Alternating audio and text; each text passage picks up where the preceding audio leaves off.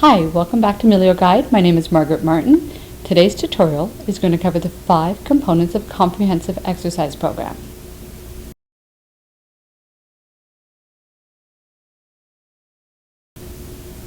Yesterday's tutorial looked at the 4 key principles to building bone when looking at an exercise program, as well as the 2 key foundations, deep breathing and activating your deep abdominal muscles. We're going to move on today and look at the 5 key components.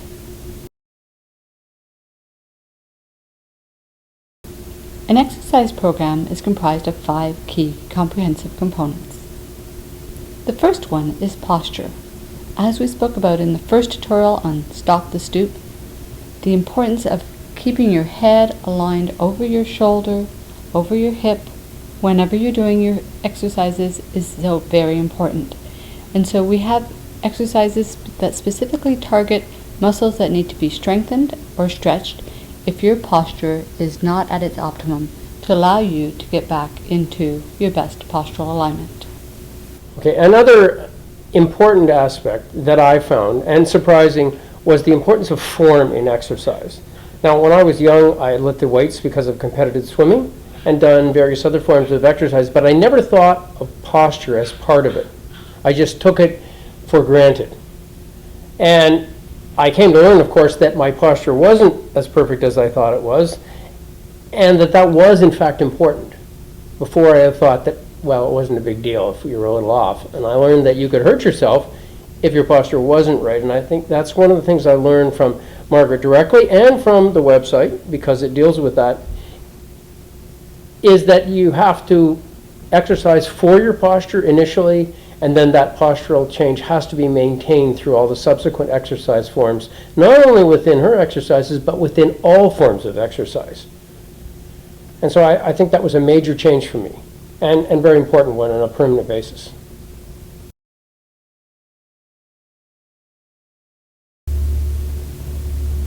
With good alignment, the second key component of a comprehensive exercise program becomes strength training.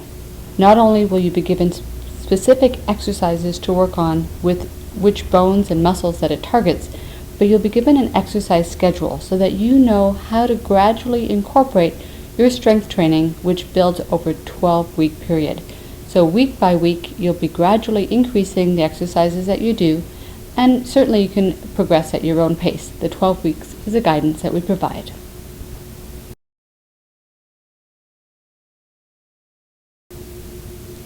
We know that most people don't worry about their bones until they fall and break something. So the third key component of a comprehensive exercise program is balance training.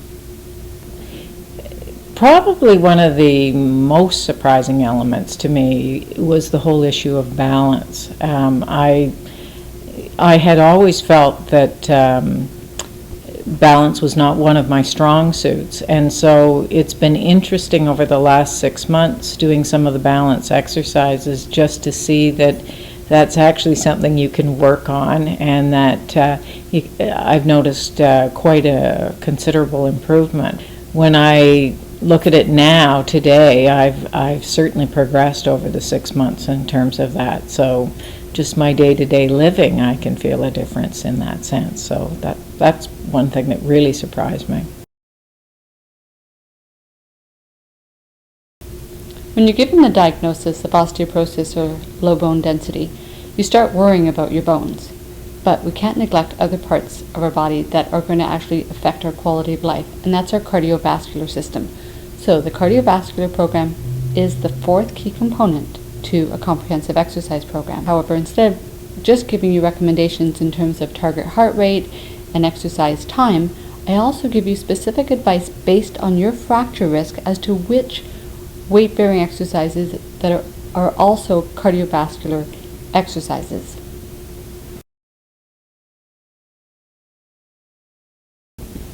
As I covered in one of the earlier tutorials, Stop the Stoop, we looked at how many exercises that we can be doing for increasing our range of motion is also a risk exercise for your fracturing your spine. So that's where the 5th component of a safe and effective comprehensive exercise program comes in: flexibility.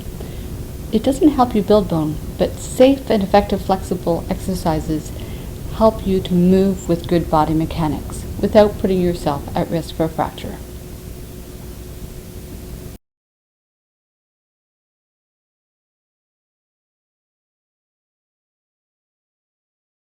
The Mueller Guide program covers all of the 5 components of a comprehensive exercise program, but it starts with you, low, moderate, and high fracture risk.